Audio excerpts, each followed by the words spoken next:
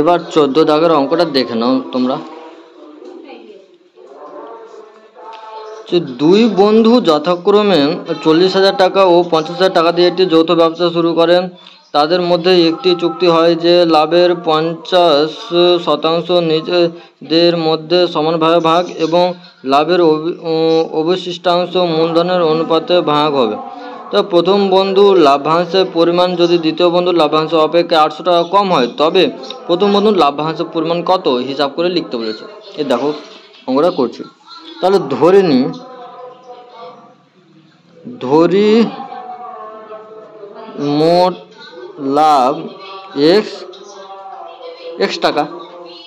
তাহলে x এর 50% বের করো তো কত হয়।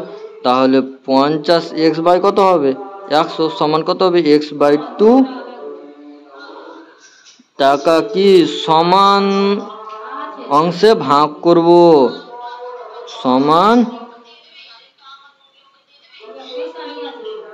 সমান অংশে ভাগ। তাহলে x বিয়োগ মোট থাকে x বিয়োগ x বাই 2 সমান কত হচ্ছে x বাই 2 হবে। এটা টাকাটা কি মূলধনের অনুপাতে ভাগ।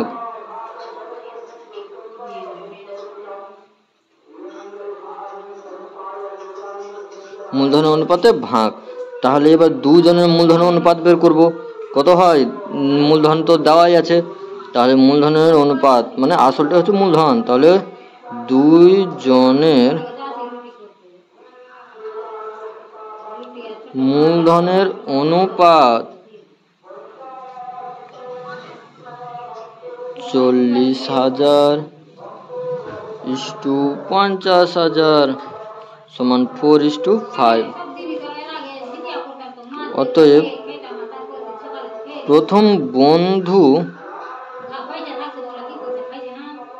পাবে x বাই 2 গুণিত 2 হয়ে গেল প্লাস x বাই 2 ইন্টু কত হবে 4/9। এটা যোগ করলে কত হচ্ছে এটাই, তাহলে 2 দিয়ে কেটে গেল। তাহলে এখানে থাকছে কি x বাই 4 থাকছে আর এখানে থাকছে 2x বাই কত 9। তাহলে এখান থেকে পেলাম 17x বাই 36 টাকা। এবার দ্বিতীয় বন্ধু পাবে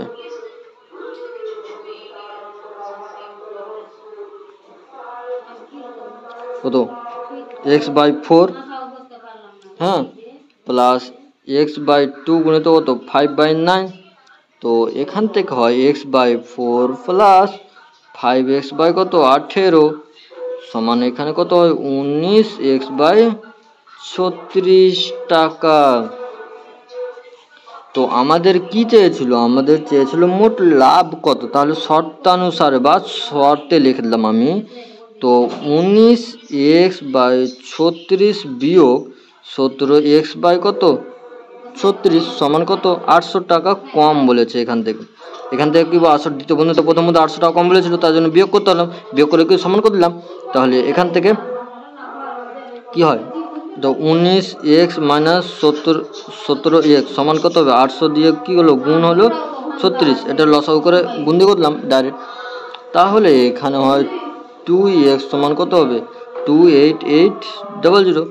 তাহলে x সমান হচ্ছে 14400 টাকা। এত টাকা হলো। তাহলে অতএব প্রথম বন্ধু পাবে, এটা হিসাব করতে বলেছে। প্রথম বন্ধু পাবে 17x বাই 36 সমান কত হবে 17 গুণিত 14400 বাই 36 দিয়ে যদি কাটাকাটি করি তাহলে এখানে 400 হবে। তো এখানে 17কে 4 দিয়ে 6800 টাকা 6800 টাকা হয়ে গেল। এটা উত্তর, বুঝা গেল। হ্যাঁ, এবার দেখো 15 দাগের অঙ্ক। 15 দাগের অঙ্কটা বলছে যে পূজা, উত্তম ও মেহের যথাক্রমে 5,000, 7,000 এবং 10,000 টাকা একটি মূলধন নিয়ে অংশীদারি কারবারের এই শর্তে শুরু করে যে 1 নম্বর কারবার চালানোর মাসিক খরচ 125 টাকা, 2 নম্বর হিসাবপত্র রাখার জন্য পূজা ও উত্তম প্রত্যেকে মাসিক 200 টাকা পাবে।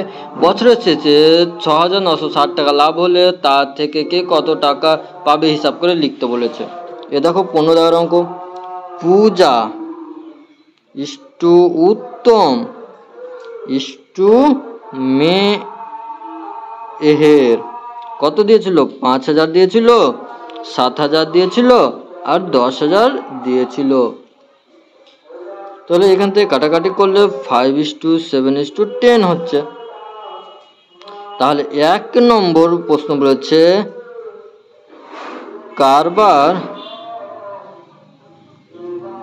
চালানোর জন্য খরচ কত হবে? 125 গুণিত কত 12 সমান হচ্ছে 1500 টাকা। 1500 টাকা কি কারবার চালানোর জন্য খরচ। এবার 2 নম্বর হিসাব রাখার জন্য খরচ 200 গুণিত কত 12 যোগ 200 গুণিত 12 সমান 2400 প্লাস 2400 সমান কত 4800 টাকা। অতএব বাকি টাকার পরিমাণ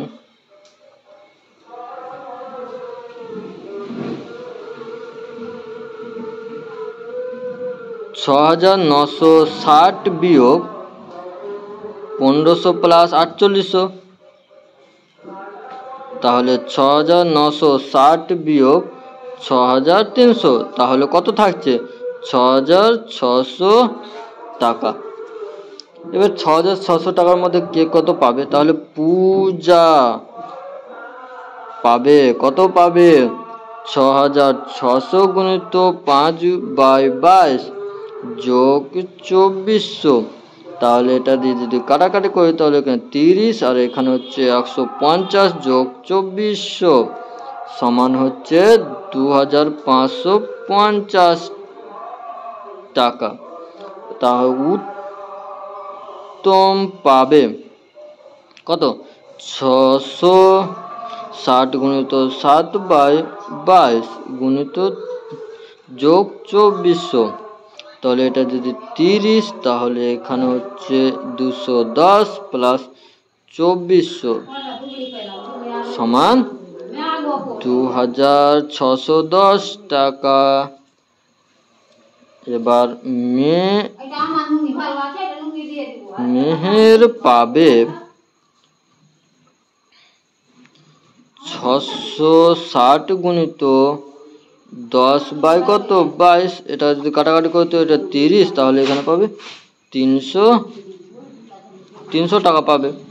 দেখো অঙ্ক হয়ে গেল কত সহজভাবে।